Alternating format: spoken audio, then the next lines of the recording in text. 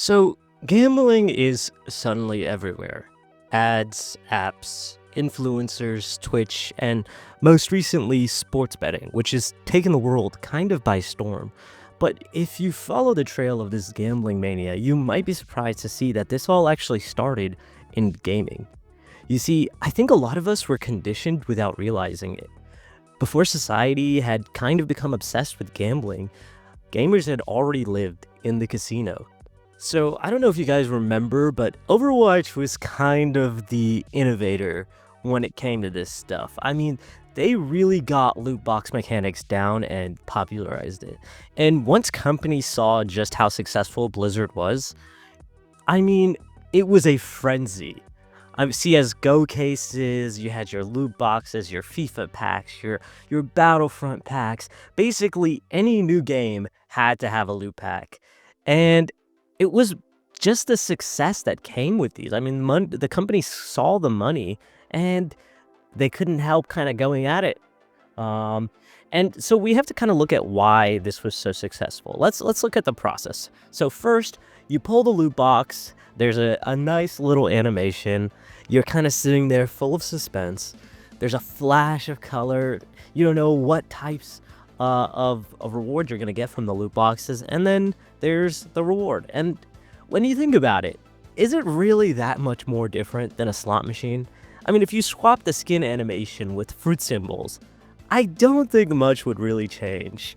And they really sold this to kids and called it a surprise mechanic. Looking back at it, it's kind of crazy how sneaky companies were in introducing this into the mainstream. And so, when you really look back at it, you realize that these loot boxes were nothing much than a glorified Skinner box. And if you know, so in psychology, a Skinner box is this instrument where you put a rat in with a lever, and whenever they hit the lever, they can obtain a reward such as food or punishment. They can use it to avoid punishment, such as like an electric shock. And what scientists have found is that when it's a variable reward or punishment, i.e., when the rat presses the button, it doesn't know whether it's going to get a reward or not. It reinforces that behavior significantly more than if it was going to get that reward every single time. And that variable reward schedule, it causes so much more dopamine for the rat because it just doesn't know what it's going to get. And it's that same psychology that these gaming companies introduced into loot packs with the rarity tiers and the legendary skins and all of that had gamers so hooked and was like necessary for the success of loot boxes becoming as big as they were. I mean, they weren't just playing simple games. They were playing with gambling logic. It infiltrated the mainstream. Let's play Raid Shadow Legends. Start now for free. So I think a lot of people talk about loot boxes as the introduction of gambling, but not a lot of people talk about the stage in the middle, which was the rise of gacha games. I mean, it's kind of crazy how dominant that these games kind of became. Genshin, Raid, Shadow Legends, Honkai, all these games flooded the market nonstop. I mean, you couldn't go a few minutes without seeing a Raid Shadow Legends ad. You might still see them now. And what these games were kind of centered around was rolling for characters. These games were okay spending hundreds of thousands on advertisement because they knew if they could get just one whale, they would make their money back and more. And whales in this industry are people who are basically willing to spend unlimited amounts of money, spend their life savings to get these S-tier characters. And it all culminated on people spending car payments on JPEGs. I mean, gachas normalized dropping real money for an 0.6% chance at happiness if you got your OP S-tier character in Genshin Impact. It was just a crazy phase, and it was just another step towards bringing gambling into gaming. Let's go gambling! Oh, dang it. So it wasn't too long after the rise of loot boxes and gacha games that the community had officially fallen down the slippery slope. You see, before one could at least argue that it was all just a game. And that was true until it wasn't. That's when we enter the online casino space. And Twitch had been slowly brewing to become the perfect environment for gambling hype. You had late night case openings pivoting into now slot streams. Streamers like XQC were yelling over big wins, and thousands of young, impressionable teens were watching them thinking, hey, maybe I could hit it big too.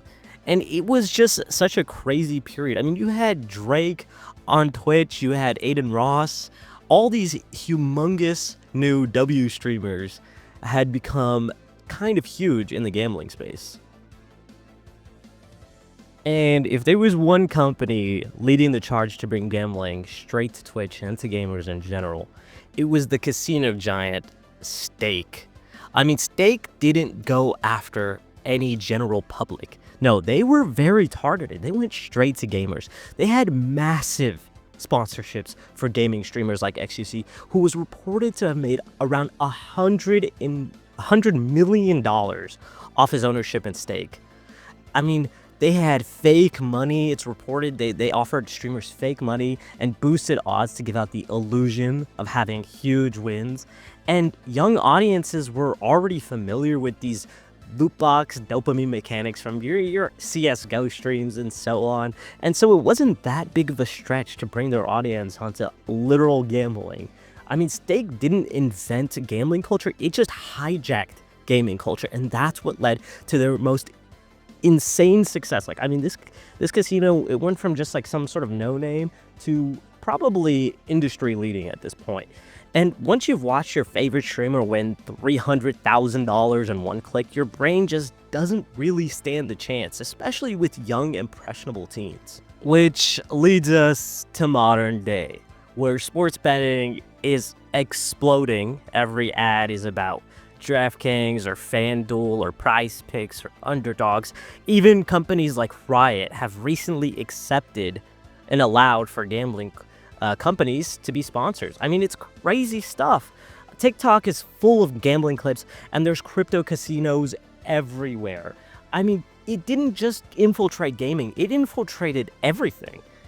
Gaming didn't predict gambling culture. It really built a foundation for it to explode in recent years. So we talked about how gamers were essentially trained for this gambling behavior, but I think there's another reason gambling has had such a recent takeoff that people don't quite talk about, and it's the economy. I mean, layoffs are everywhere, wages are stagnant, and inflation has been on a tear for the last several years.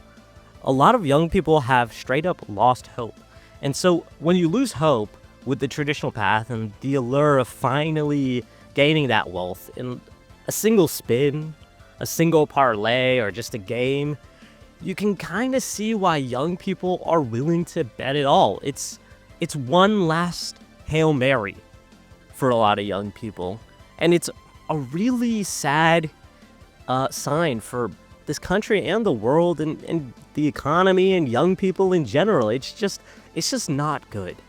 And people really do think this gambling culture kind of came out of nowhere, but it's really been brewing for the last decade. And so now it's 2025. And today, gambling is slowly taking over everything. Nowadays, it's hard to find a game that doesn't have gambling adjacent features or monetization. Gaming didn't just predict modern gambling, it groomed an entire generation for it. And until society wakes up and decides to put hard limits on this stuff, it's just going to get worse and worse, and it's going to become more and more pervasive. Unfortunately, it's hard to make the case for it in a capitalist society where the line must go up, but for the time being, I cannot imagine the situation really getting too much better unless we, the gamers, the people, everyone, stand united against it. If you want more commentary on gaming, culture, whatever, drop a like and subscribe. Appreciate you for watching.